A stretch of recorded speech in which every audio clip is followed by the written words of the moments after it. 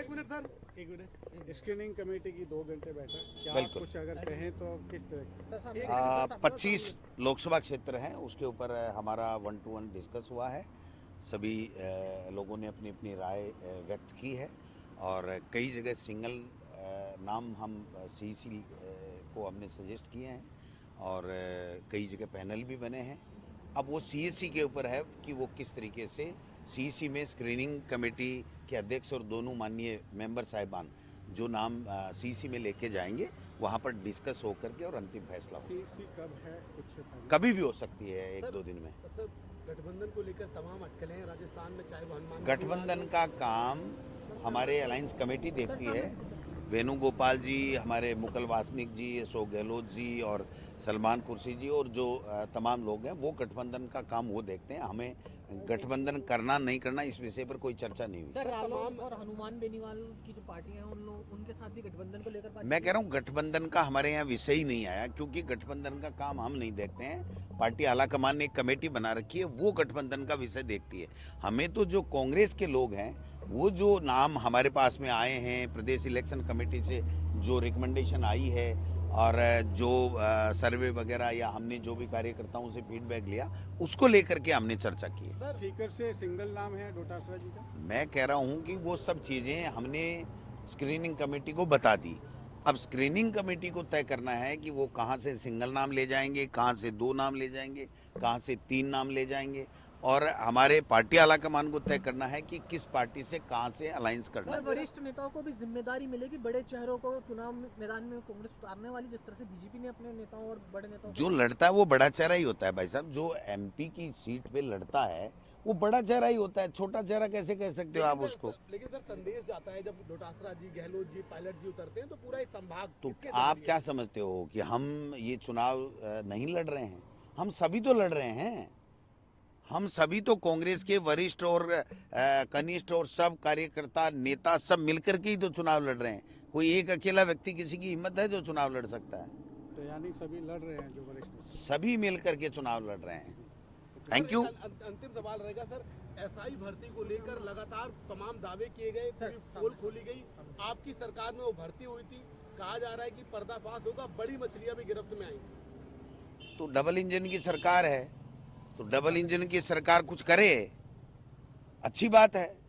वो हमसे 2 मांग करते थे कि आरपीएससी भंग करो और सीबीआई को जांच दो। इसके लिए उन्होंने तमाम प्रोटेस्ट किए थे। आज आरपीएससी भंग करना डबल इंजन की सरकार कर सकती है तो करे, वो अपनी बात पे अगर कायम है तो। अगर वो सीबीआई की जांच की डिमांड करते थे, आज उनको कौन रोक रहा है मांग जांच करने के लिए? उनको दोनों जगह सरकारें हैं, जो जांच करानी है, जो काम करना है, जो संवैधानिक संस्थाओं का जो स्वरूप बदलना है, वो सब काम उनको खुली छूटी है, वो करें। जनहित के काम करेंगे, हम उनको अप्रिशिएट करेंगे, धन्यवाद देंगे।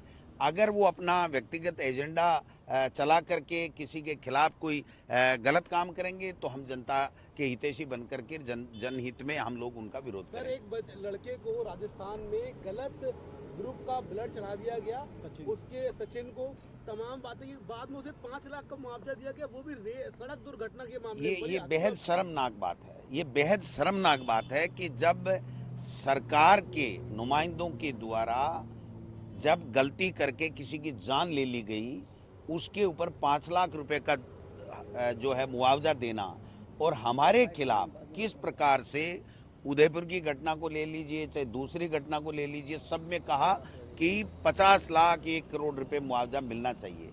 तो अब तभी तो हम कहते हैं कि इनकी कथनी और करनी में फ़र्क है। ये केवल बदनाम करना, झूठ बोलना, झूठ को बार बार बोलना, जोर से बोलना, ये इनकी बीजेपी और आरएसएस की जो है वो एजेंडा है, जबकि इनको कुछ नहीं करना। आज उस बच्चे का परिवार खत्म हो गया, उसको 50 लाख रुपए नहीं, राजीव गांधी युवा मित्र एक की मौत हो गई, उसको 1 रुपये का मुआवजा नहीं। तो ये इनका दोहरा चरित्र सामने जनता के आ रहा है। 25 सीटों में पिछले 2 बार से देखा जाए तो एक भी सीट नहीं आई, क्या इस बार इस क्रम को अब की बार बहुत अच्छी परफॉर्मेंस कांग्रेस करेगी और बहुत अच्छी संख्या में सीटें हम लोग लोकसभा में कांग्रेस से राजस्थान से जीत के जाएंगे। अंतिम सवाल है सर चुरू से सिटिंग एमपी राहुल कसबा का टिकट काटा गया। कल उन्होंने पहला कोई एमपी होगा जिसने सवाल पूछा आला कमान से, वरना बीजेपी में एक नई रवायत शुरू हुई है कि आला कमान को टिकट कटने में धन्यवाद देते। क्या वो कांग्रेस के संपर्क में कहा जा रहा है इसीलिए सवाल पूछ पाए क्योंकि ठोस मजबूती मिली? आप उन एक की बात मत कीजिए। 4 एमपी ने टिकट अनाउंस के बाद में उनको मना कर दिया कि हम आपके टिकट पे चुनाव नहीं लड़ रहे हैं। 4 ने, ये 5वां व्यक्ति है जिसने उनसे सवाल किए, और भी निकलेंगे। हालांकि ये उनकी पार्टी का अंदरूनी मामला है, कौन किसको दे रहा है नहीं दे रहा है, कौन किसको क्या कर रहा है वो अलग बात है। लेकिन मेरा ऐसा कहना है कि अब भारतीय जनता पार्टी में वो बात नहीं रही जिसके लिए इन्होंने वहां पर 25-0 कर दिया या सत्ता में आ गए। अब उनको सत्ता में वो आ नहीं सकते हैं क्योंकि उनसे मोह भंग हो गया है और एक से एक बढ़ करके वो ऐसे फैसले कर रहे हैं जो खुद ही नहीं समझ पा रहे हैं कि हमने किया क्यों। अगर राहुल गांधी आते हैं तो स्वागत करेंगे। वो पार्टी आला कमान का विषय है, हमारा विषय नहीं है। ठीक है, थैंक यू सो मच।